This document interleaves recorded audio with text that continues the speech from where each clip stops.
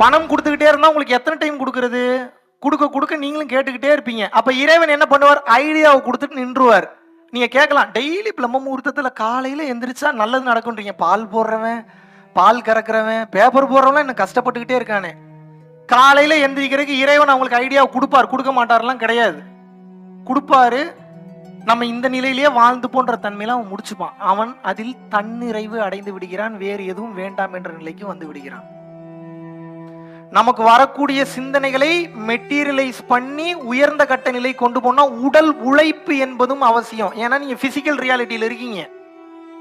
Physical ரியாலிட்டியில நீங்க இருக்கீங்க. அப்ப பிசிக்கல் ரியாலிட்டியில இருக்கும்போது பிசிக்கல் சார்ந்த ஒரு விஷயத்தை நீங்க அடையணும் அப்படின்னா இந்த ஐடியாவும் வேணும், இந்த உடல் உழைப்பு என்பது வேண்டும். இது ரெண்டும் சேர்ந்தது அப்படின்னா இந்த உலகத்துல எதை வேண்டும் என்றாலும் நீங்கள் சாதிக்க முடியும். இந்த ஐடியா அப்படின்றதுக்கு பேர் என்ன அப்படின்னா ஒளின்னு அர்த்தம். இந்த ஐடியாவுக்கு பேர் என்ன? இந்த ஒளி எப்ப வரும் வெளியே? ஜீவகாருண்யத்துடன் பிற உயிர்களை தன் உயிர் போல நேசித்தால் வரும். இந்த ஒளியை புருவ மத்தியத்திலிருந்து பார்த்து கொண்டே இருந்தாலும் வரும். ரெண்டையும் சேர்த்து பண்ணீங்கனாலும் வரும். இப்போ நீங்க என்ன புரிஞ்சுக்கணும் அப்படின்னா, இத்தனை வருட காலம் அப்ப நீங்க இந்த உலகத்துல ஏன் வாழ்ந்தீங்க, எதுக்கு வாழ்ந்தீங்க? நல்லா யோசிச்சு பாருங்க. சாப்பிட்டீங்க, தூங்குனீங்க, ஸ்கூலுக்கு போனீங்க, காலேஜுக்கு போனீங்க, வேலைக்கு போனீங்க, சம்பாரிச்சிங்க, கல்யாணம் பண்ணீங்க, குழந்தை குட்டியை பெற்றுட்டீங்க, கிளவியானீங்க, கிழவனானீங்க, செத்து போனீங்க. அவ்வளவுதானே? எத்தனை மணி நேரம் இறைவனை பார்ப்பதற்காக முயற்சி எடுத்தீங்க? எத்தனை நிமிடம் இறைவனை பார்ப்பதற்காக முயற்சி எடுத்தீங்க? நான் கேட்கல, இறைவன் கண்டிப்பா அந்த கேள்வி கேட்பாரு. இந்த உலகத்தையே படைச்சேன், உனக்கு வேணுங்கிற எல்லாத்தையும் கொடுத்தேன், எல்லாத்தையும் அனுபவின்னு சொன்னேன், எல்லாமே சரி, இல்லை என்று நான் கூறவே இல்லை. இத்தனையும் படைச்சது யாரா அப்படின்ற சிந்தனை உனக்கு ஏன் வரவே இல்லை? அப்ப இத்தனையும் படைச்ச ஆள் ஒருத்தன் இருக்கான் அப்படின்னா அவனை பார்க்க வேண்டும் என்ற ஆசை உனக்கு ஏன் வரவில்லை? இரவில் காம கலிப்பில் ஈடுபடுவதற்கு ஒரு ஆணோ பெண்ணோ உனக்கு தேவைப்படுகிறது. ஒரு இடத்திலிருந்து இன்னொரு இடத்திற்கு செல்வதற்கு ஒரு வாகனம் தேவைப்படுகிறது. 4 பேர் உன்னை பெருமையாக பேசுவதற்கு புகழ்ச்சி என்பது தேவைப்படுகிறது. ஆனால் இது அத்தனையும் படைத்த நான் உனக்கு தேவையில்லையா என்று இறைவன் கேட்கிறார்.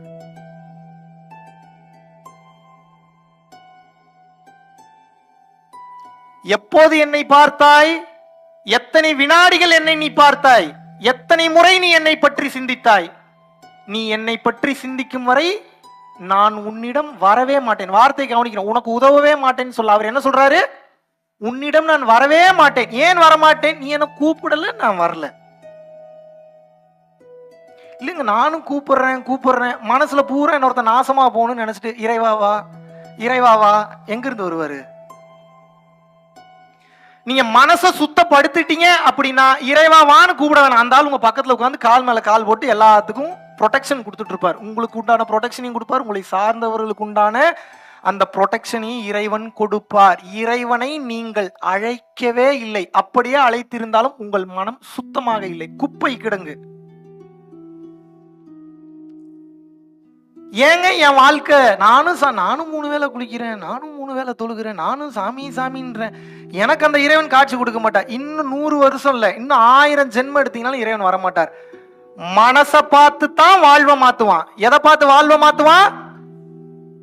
இறைவன் எப்போது உங்கள் மனதை மாற்றுகின்றார்? உங்கள் மனம் எப்போது நல்ல சிந்தனையில் இருக்கின்றதோ அப்போதுதான் உங்கள் வாழ்வை பரிபூரணமாக மாற்றுவார். அதுவரை இறைவன் உங்கள் வாழ்வை மாற்றவே மாட்டார்.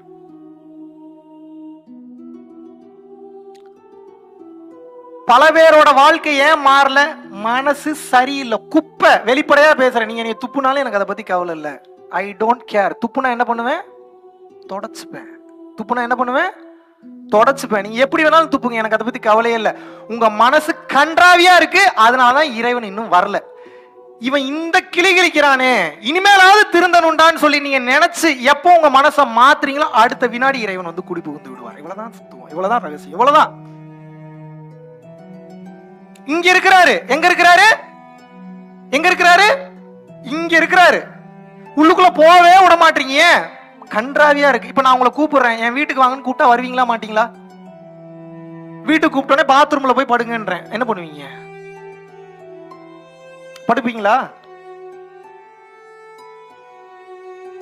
என்ன மகாவிஷ்ணுவோட பாத்ரூம் மட்டும் என்ன மல்லிகை மனமா வீசும்? படுக்க முடியுமா உங்களால? ஏங்க உங்களை கூப்பிட்டு பாத்ரூம்ல படுனாவே படுக்க மாட்டீங்க. எவ்வளவு கன்றாவியான எண்ணம், எவ்வளவு கீழ்த்தரமான புத்தி, எவ்வளவு பாவம் பண்ணியிருக்கோம். இதுக்குள்ள இறைவன் எப்படி உடனே எப்படி வருவாரு? எனக்கு புரியலையே.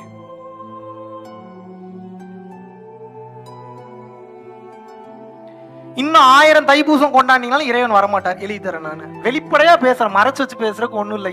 இவ்வளவு தூரம் பேசுறான, கொஞ்சமாவது நம்ம மனசை மாத்தி பார்ப்போன்னு ட்ரை பண்ணுங்க, இறைவன் வந்துருவார். சத்தியமான வார்த்தை, முருகப்பெருமானின் மீது சத்தியமிட்டு சொல்கிறேன், மனதை மாற்றுங்கள், உங்கள் வாழ்க்கை மாறிவிடும்.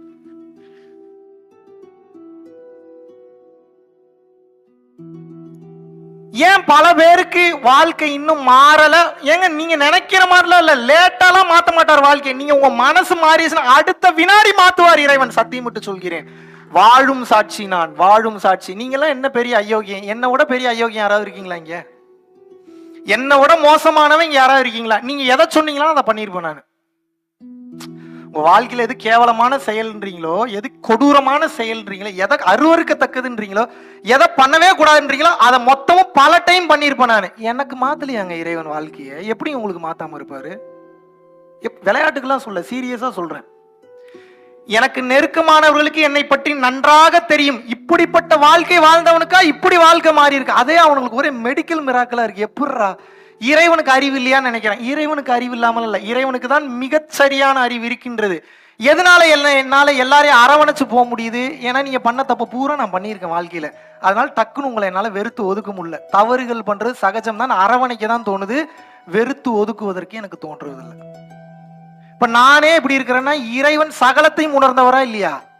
உணர்ந்தவரா இல்லையாங்க? அப்ப அவருக்கு ஒரு விஷயம் தெரியுமா தெரியாதா? தெரியுமாங்க தெரியாதாங்க? நான் அடுத்த வள்ளலாரா? தெரியாது. நீ வள்ளலார் எல்லாம் தயவு செஞ்சு கம்பேர் பண்ண. அடுத்த முருகப்பெருமானா? தெரியாது. அடுத்த சிவானந்த பரமஹம்சரா? தெரியாது. நான் இருப்பதிலேயே ஒரு கேவலமான பிறவி நான் ஒத்துக்கிட்டேன். அதை ஒத்துக்கிட்டதுனாலதான் கிரவுண்டடாவே இருக்கேன், தன்னடக்கத்தோட இருக்கேன், தன்மையா பயணம் பண்ண முடியுது, எல்லாரையும் மதிக்க முடியுது. இந்த கேவலமான பிறவியை பாக்குறதுக்கு ஒரு 10 பேர் வந்தீங்கன்னா சந்தோஷப்படுவனா மாட்டேனா? சந்தோஷப்படுவனா மாட்டேனாங்க.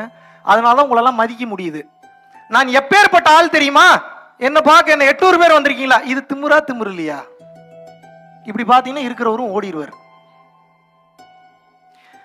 எப்போது உங்களை நீங்கள் தாழ்த்தி கொள்ளுகின்றீர்களோ, எப்போது நீங்கள் உங்களை கேவலப்படுத்திக் கொள்கின்றீர்களோ, எப்போது நீங்கள் உங்களை அடிமட்டத்திலே நீங்கள் வைத்துக் கொண்டு வாழ்கின்றீர்களோ, பிற உயிர்களால் தானாகவே உயர்த்தப்படுவீர்கள். இதுதான் தத்துவம்.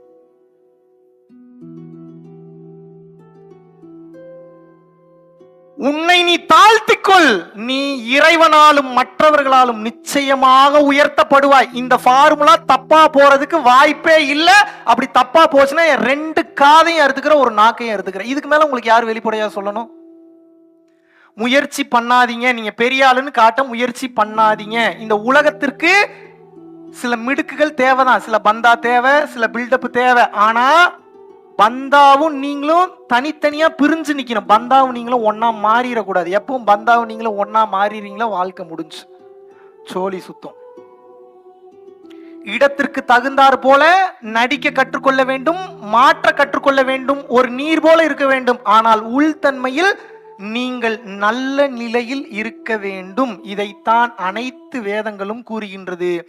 உலகத்தோடு ஒட்ட ஒழுகல் பல கற்றும் கல்லார் அறிவிலாதார். நீ எவ்வளவு பெரிய ஞானம் அடைஞ்சவனா இருந்தாலும் இந்த உலகத்தோடு ஒட்டி வாழ்ற பக்குவம் எப்படின்னு தெரியல அப்படின்னா இந்த உலகத்துக்கு ஞானத்தை கொடுக்க முடியாது, நீ பெருசா ஒன்னும் சாதிக்கவும் முடியாது. ஆனா நீ இறைநிலையை அடைஞ்சிருவான்றாங்க. இப்ப நான் இறைநிலையை அடையிறது ஒரு மேட்டரே இல்லை. நான் அடையிறேன் இல்லை அடையாம போறது வேற. உலகத்துக்கு கொண்டு போகணும்னா என்ன தேவை? ஒரு சில மிடுக்குகளும் ஒரு சில பந்தாக்களும் அவசியம். இது எனக்கு மட்டும் இல்ல, உங்களுக்கும் அவசியம்.